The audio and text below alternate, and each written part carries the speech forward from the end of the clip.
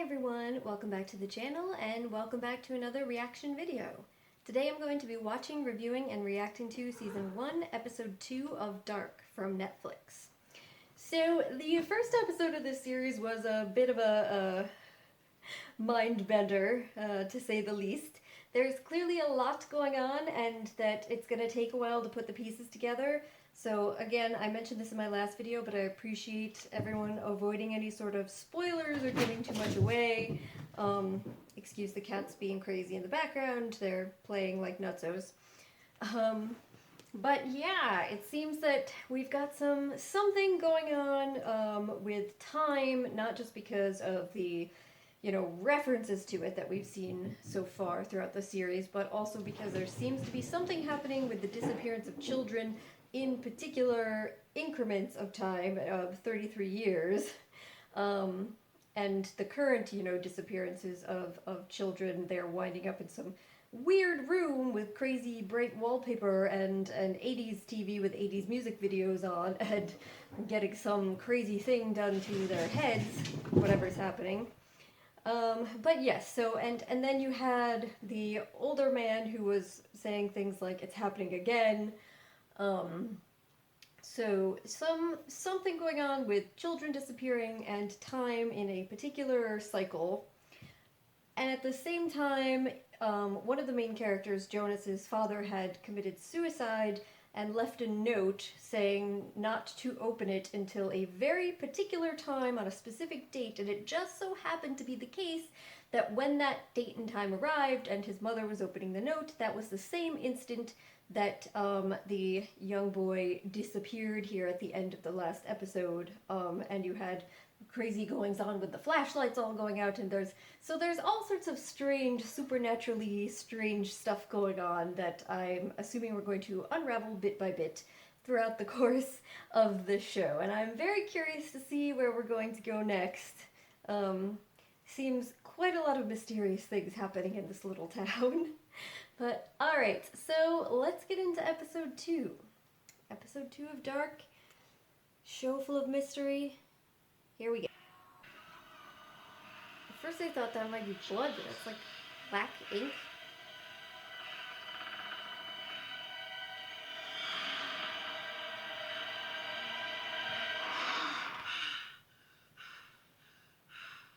Ah! Does anybody else sometimes experience that sort of thing where you wake up from a dream in the middle of your dream and it's just, and then afterwards for a little while you're very uncertain whether you're actually awake or if you're in another, like, dream within a dream situation, and you don't, oh god, it's so horrible.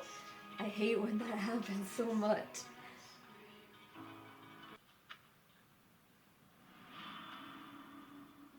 The fuck? Is that a door inside a cave?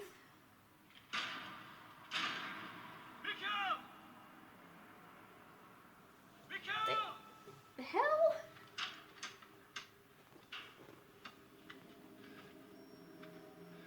Huh. Okay, so this is something to do with the nuclear power plant? Some reason there's a door inside the cave? The dead boy is neither Mikkel or Eric. This boy was disfigured. His eyes were completely burnt out. There was red soil all over his clothes, but no red soil where he was found. And it looks like someone dressed this boy in clothes from the 1980s. More 1980s. Are from the 80s as well. And we found this around his neck. A 1 pfennig coin from 1986 looped through a red string. And the cassette had this on it.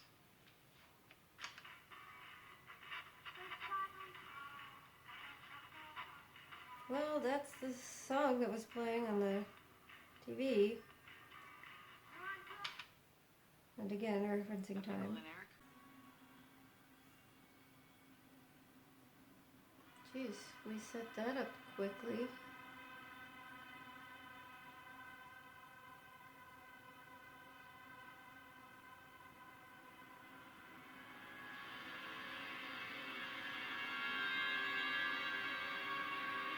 Alright, so this guy is investigating something that Journey through time.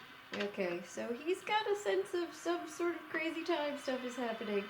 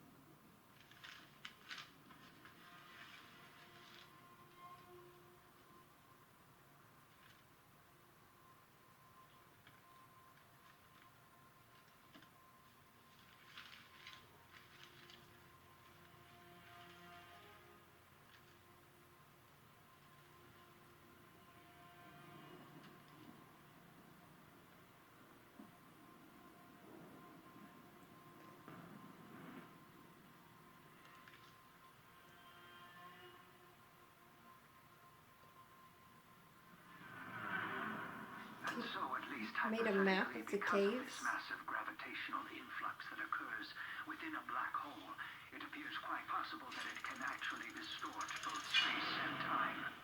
So the question is, once we cross the event horizon, will we be able to travel through a black hole to see what Is this the lies same in guy in the beyond? weird rain And poncho? if we were to do this, what price would we pay?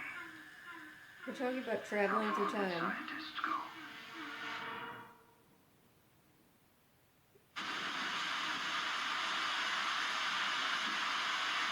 He trying to like make people travel through time. Alexander, open the...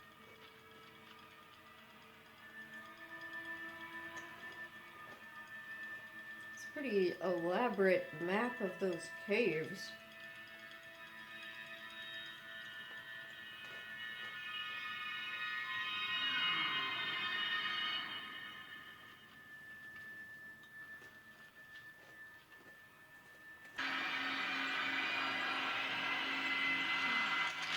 Drop it. Drop it, I said, now! Ulrich!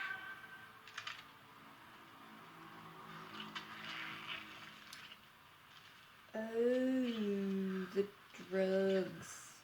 What is this? So it's not just his kid that was Is involved. this yours? We worked on this together. Eric and I. He was selling some at school.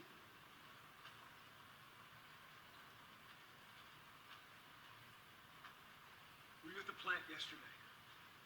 Yesterday? No. Why?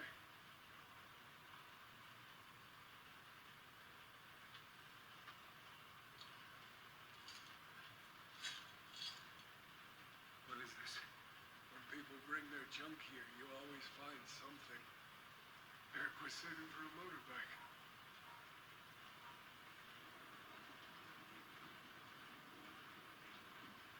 Where's my boy?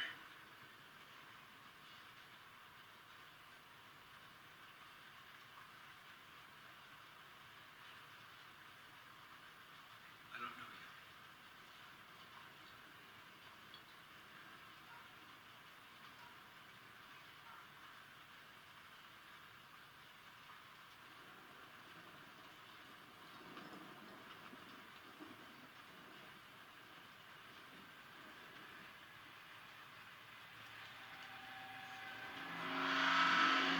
He's certainly hey. Oh he's dead too.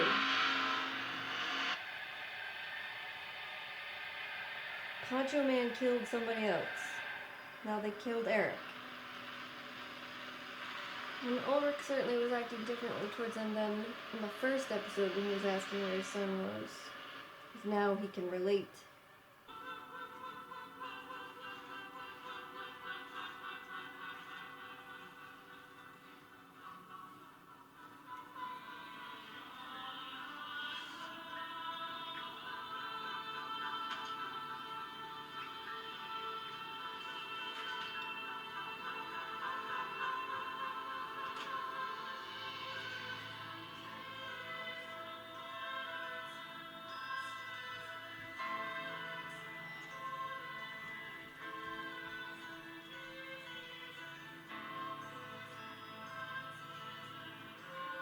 Oh my god. 30s.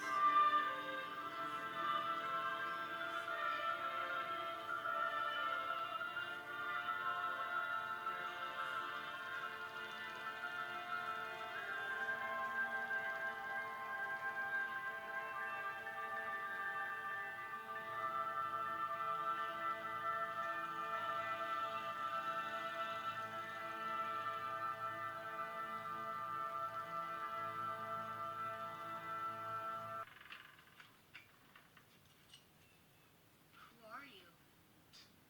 Why? Who are you? Mikkel. I live here. Ulrich. And I live here. So you gonna grow roots, or what? You came to the wrong house, fool. Hey, Ulrich. Come on. We gotta go. Relax, Katharina. I'm coming. He went back in time. He's seen his parents. Teenage parents. Who is he? He's dead. Can't you tell? Hey, stop it.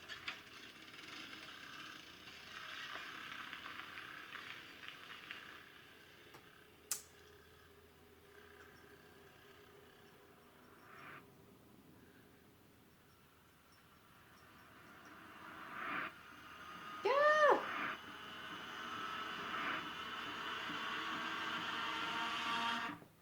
He definitely went back in time. Okay. At the end, yes. Alright. Well, that's episode 2.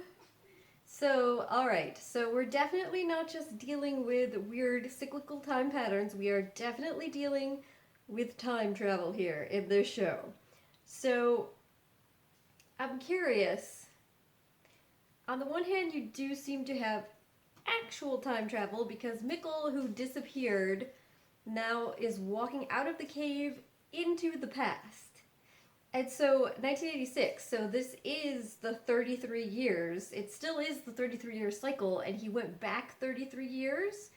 So that would be to the same year that who would be his uncle, because that was his father, as a teenager, his uncle would have disappeared. So he actually went back in time, and it seems to be connected to the caves, not surprisingly.